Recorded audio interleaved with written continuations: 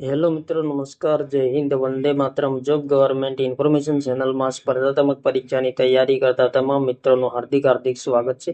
મિત્રો, દિવ્યાંગ ઉમેદવારો માટે ખૂબ જ સારા સમાચાર આવ્યા છે. એક મહત્વપૂર્ણ ભરતી સંબંધી જાહેરાત કરવામાં આવેલ છે. માત્ર એક જગ્યા પર ભરતીની જાહેરાત કરવામાં આવેલી છે, પણ પગાર ધોરણ મિત્રો સારું એવું છે. તો દિવ્યાંગ ઉમેદવારો માટે ખાસ ભરતી ઝુંબેશ હેઠળ જાહેરાત ક્રમાંક 439/2027 ઓક્યુપેશનલ થેરાપિસ્ટ વર્ગ 3 અંગે વિગતવાર સૂચનાઓ મિત્રો જાહેર કરવામાં આવેલી છે અને સાથે સાથે મિત્રો અભ્યાસક્રમ પણ જાહેર કરવામાં આવેલો છે. તો વિગતે જોઈએ મિત્રો.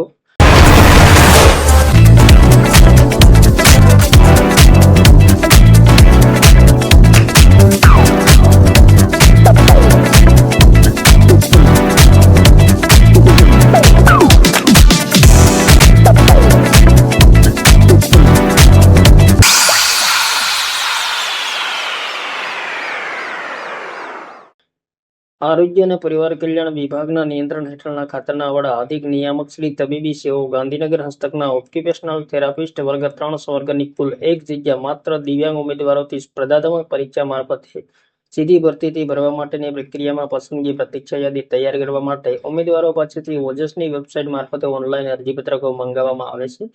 અને આ માટે ઉમેદવારોએ તારીખ 13/7/2024 બપોરના 14 કલાકથી 27/7/2024 રાત્રિના 23:59 કલાક દરમિયાન ઓનલાઈન અરજી કરવાની રહેશે. અરજી કરવા માટેની વિગતવાર સૂચનાઓ સહિત સમગ્ર જાહેરાત દરેક ઉમેદવારે પ્રથમ ધ્યાનથી વાંચવી જરૂરી છે, જેથી ઉમેદવારો જ્યારે અરજીપત્રક ભરતા સમયે કોઈ ભૂલ કે ખોટી વિગત દર્શાવવાનું ટાળી શકાય. ભરતી પ્રક્રિયા સંબંધિત તમામ સૂચનાઓ મંડળની વેબસાઇટ અહીં આપેલી છે, તેમના પર મૂકવામાં આવશે, જેથી સમયાંતરે વેબસાઇટ મિત્રો અચૂક જોતા રહેવું જરૂરી છે. અને ઓનલાઈન અરજી કરતી વખતે તમામ પ્રમાણપત્રો સાથે રાખીને ઓનલાઈન અરજી કરવાની રહેશે, જેથી અરજીમાં ખોટી વિગતો ભરી ન શકાય અને અરજી રદ થવા પાત્ર ન બને. ત્યારબાદ મિત્રો જગ્યાની વિગત આપેલી છે. તો માત્ર એક જગ્યા પર ભરતીની જાહેરાત કરવામાં આવેલી છે. એ કેટેગરી માટે એક જગ્યાની જાહેરાત પ્રસિદ્ધ કરવામાં આવેલી છે. જગ્યામાં વધઘટ થઈ શકે છે. અને ત્યારબાદ મિત્રો અગત્યની સૂચનાઓ આપેલી છે. ભરતી સંબંધિત તમામ સૂચનાઓ એક વખત વાંચી લેવાની રહેશે. વય મર્યાદા સંબંધી અગત્યની સૂચના આપેલી છે. તો 13/7/2024 ના રોજ ઉમેદવારની ઉંમર 18 વર્ષથી ઓછી નહીં અને 32 વર્ષથી વધુ ન હોવી જોઈએ. ઉપરાંત દિવ્યાંગ ઉમેદવારોને નીચે મુજબ નિયમાનુસાર છૂટછાટ મળવાપાત્ર રહેશે.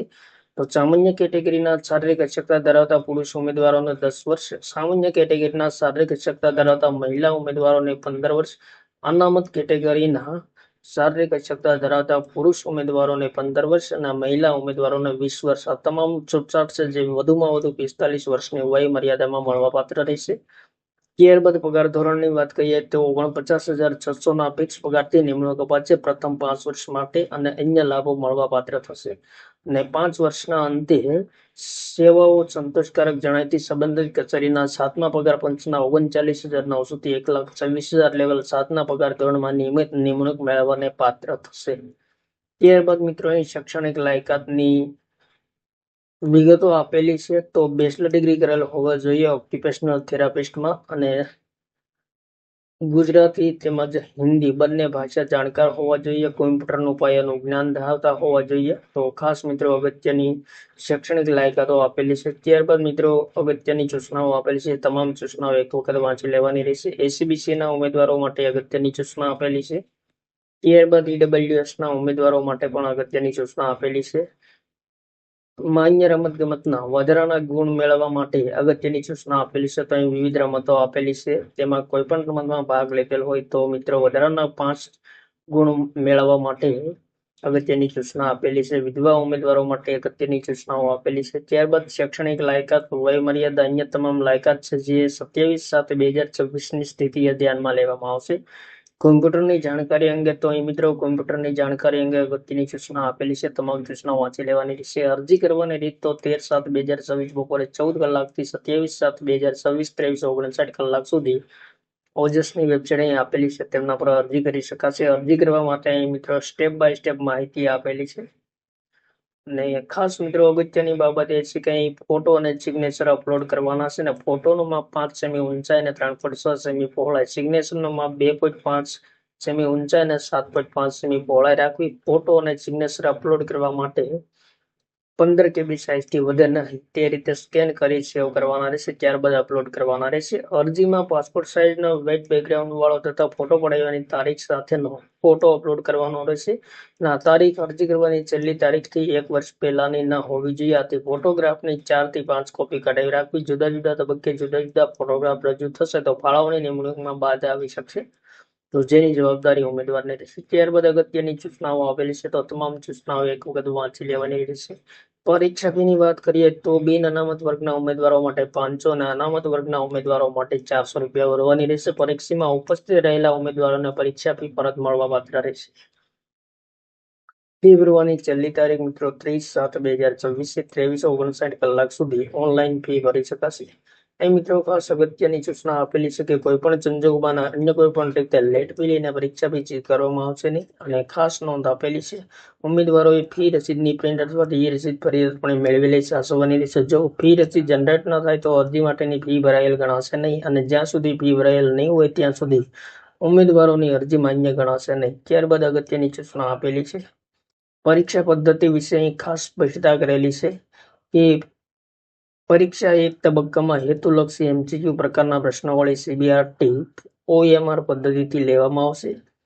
પાર્ટ A અને પાર્ટ B એમ 2 ભાગમાં લેવામાં આવશે. પાર્ટ A નો મિત્રો અહીં અભ્યાસક્રમ આપેલો છે, તો તાર્કિક કસોટી તથા ડેટા ઇન્ટરપ્રિટેશન 30 ગુણ, ગાણિતિક કસોટી 30 ગુણ, ભારતનું બંધારણ વર્તમાન પૂર્વ ગુજરાતી અંગ્રેજી કોમ્પ્રિહેન્શન 30 કુલ પાર્ટ A 90 ગુણનો રહેશે. અને પાર્ટ B સંબંધિત વિષય અને તેની ઉપયોગિતાને લગતા જેમાં 120 ગુણના પ્રશ્નો રહેશે. પાર્ટ A માં કુલ 90 પ્રશ્ન અને પાર્ટ B માં કુલ 120 210 પ્રશ્ન પૂછવામાં આવશે, અને સંયુક્ત રીતે 3 કલાકનો સમય આપવામાં આવશે. અને ખોટા જવાબ માટે 1/4 માર્ક્સ નેગેટિવ માર્ક કાપવામાં આવશે. તો ખાસ મિત્રો, અને પ્રશ્ન રદ થવાના સંદર્ભમાં પ્રો રેટા મુજબ માર્ક્સની ગણતરી કરવામાં આવશે. પરીક્ષાના આયોજન સંબંધી મિત્રો અહીં તમામ સૂચના છે વેબસાઇટ પર મૂકવામાં આવશે. દિવ્યાંગ ઉમેદવારો માટે લહ્યો વળતર સમય સુવિધા આપવા બાબતે અગત્યની સૂચના આપેલી છે, તો જે લાગુ પડતું હોય તે ઉમેદવારોએ તમામ સૂચનાઓ વાંચી લેવાની રહેશે. ત્યારબાદ મિત્રો ઘણી બધી અગત્યની ભરતી સંબંધી સૂચનાઓ આપેલી છે, તમામ સૂચનાઓ વાંચી લેવાની રહેશે. સાથે સાથે મિત્રો અભ્યાસક્રમ પણ આપેલો છે ગુજરાતી અને અંગ્રેજી બંને ભાષામાં. તો અભ્યાસક્રમ મિત્રો ખૂબ જ અગત્યનો છે. તો ગુજરાતીમાં મિત્રો અભ્યાસક્રમ જોઈ લઈએ.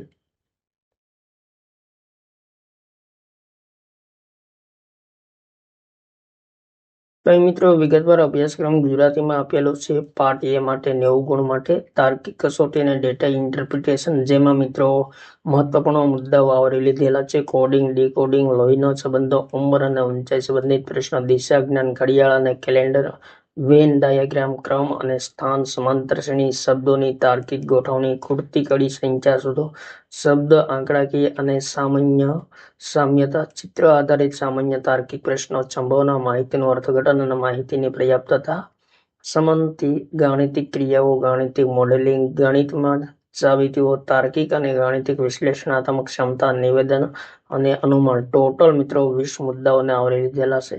ત્યારબાદ ગાણિતિક કસોટીઓમાં 30 પ્રશ્નોના 30 ગુણ રહેશે, જેમાં પણ સંખ્યા પદ્ધતિ, લચ્છા ગુચ્છા, ટકાવારી અને ભાગીદારી, નફો ખોટ, સાદું વ્યાજ, સાદું અને ચક્રવૃદ્ધિ વ્યાજ, ગુણોત્તર અને પ્રમાણ, સમય અને કાર્ય, વેતન અને સાંકળનો નિયમ, સમય, ઝડપ અને અંતર, મધ્યક, મધ્યસ્થ અને બહુલક, કૌંસ અને વિસ્તરણ, વર્ગ અને વર્ગમૂળ, ઘન અને ઘનમૂળ, ઘાત અને ઘાતાંક, બહુપદી અને અવયવીકરણ, દ્વિચલ સુરેખ સમીકરણ અને દ્વિઘાત સમીકરણ, ક્ષેત્રફળ, પૃષ્ઠફળ અને ઘનફળ, ચોરસ, લંબચોરસ, ત્રિકોણ, વર્તુળ, ઘન, લંબઘન, નળાકાર, શંકુ, અર્ધગોલક વગેરે, યામ, ભૂમિતિ અને ત્રિકોણમિતિ. આ તમામ 15 મુદ્દાઓને આવરી લીધેલા છે. ત્યારબાદ ભારતનું બંધારણના 10 પ્રશ્નોના 10 ગુણ રહેશે, જેમાં રાજ્યશાસ્ત્રનો ખ્યાલ, બંધારણનો અમુક, લોકશાહીના પાયાના મૂલ્યો, રાષ્ટ્રવાદ અને બિનસાંપ્રદાયિકતા, હક અને નાગરિકતા, ભારતીય બંધારણ, ઘડતર અને લક્ષણો, મૂળભૂત હકો, ફરજો અને રાજ્યનીતિના માર્ગદર્શક સિદ્ધાંતો, ભારતમાં કેન્દ્ર અને રાજ્ય કક્ષાએ ધારાસભા, કારોબારી અને ન્યાયતંત્ર,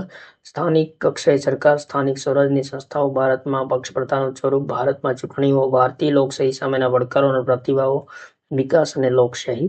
ત્યારબાદ વર્તમાન પ્રવાહોના 10 પ્રશ્નોના 10 ગુણ રહેશે, જેમાં પ્રાદેશિક, રાષ્ટ્રીય અને આંતરરાષ્ટ્રીય કક્ષાના કરંટ અફેર્સને લગતા પ્રશ્નો પૂછાશે.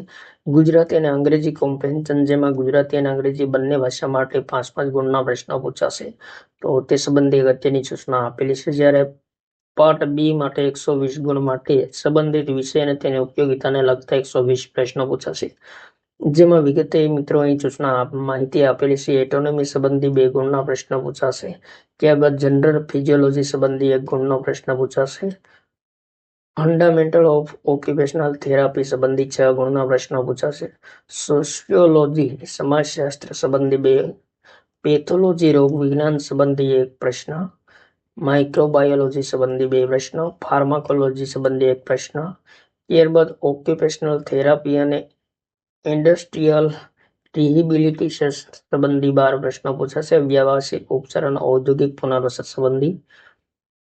ત્યારબાદ ઓક્યુપેશનલ થેરાપી અને માનસિક સ્વાસ્થ્ય સંબંધી 4 પ્રશ્નો, સાયકોલોજી મનોવિજ્ઞાન સંબંધી 7 પ્રશ્નો, સાયકિયાટ્રી મનોચિકિત્સા સંબંધિત 4 પ્રશ્નો, કોમ્યુનિટી મેડિસિન સંબંધી 3 પ્રશ્નો, બાયોમિકેનિક્સ અને કાઇનેસિયોલોજી સંબંધી 2 પ્રશ્નો, ઓક્યુપેશનલ થેરાપી વ્યવસાયિક ઉપચારમાં ઓર્થોપેડિક્સ સંબંધી 5 પ્રશ્નો પૂછાશે.